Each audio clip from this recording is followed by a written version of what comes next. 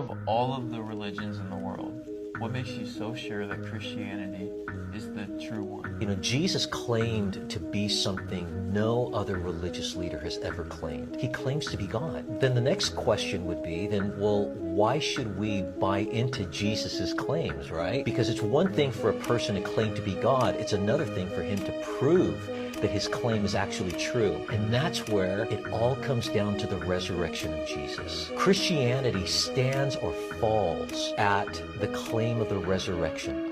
Jesus's death on the cross, I mean, that's a historical fact. But the claim that he rose again from the dead, that's either true or false. And we believe that it's true. And I believe that the resurrection actually happened for three reasons. First, there are reliable eyewitnesses that testify that they've seen the Lord. In fact, we know historically that there are over 500 people who claim to have seen Jesus risen and alive after he had died and was buried. Secondly, not only reliable witnesses, but the process of elimination. Did you know that when you think about the resurrection, there's only a few things that are possibilities of what happened when they saw the empty tomb?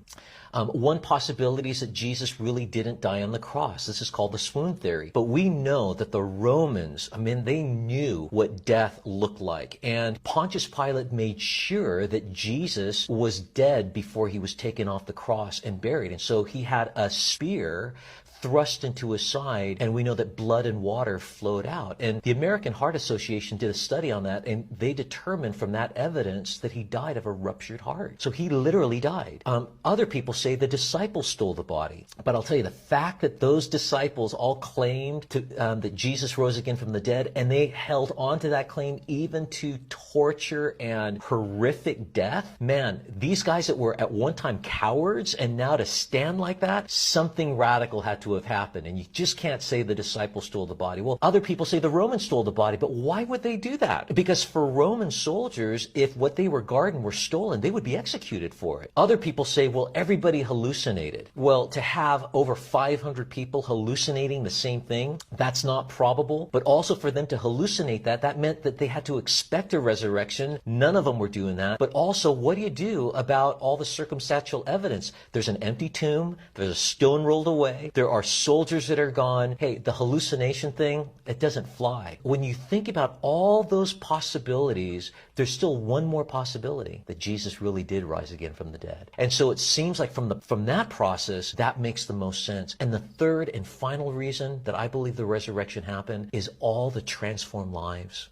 For the last 2,000 years, people that used to hate God and they were rejecting Jesus, and then they came to Christ and became radical servants of God. How do you explain that? Except that something powerful happened at the story of the resurrection of Jesus. So I believe that for those three reasons, Jesus rose again from the dead. And because he rose again from the dead, his claim to be God and the Savior of the world, it's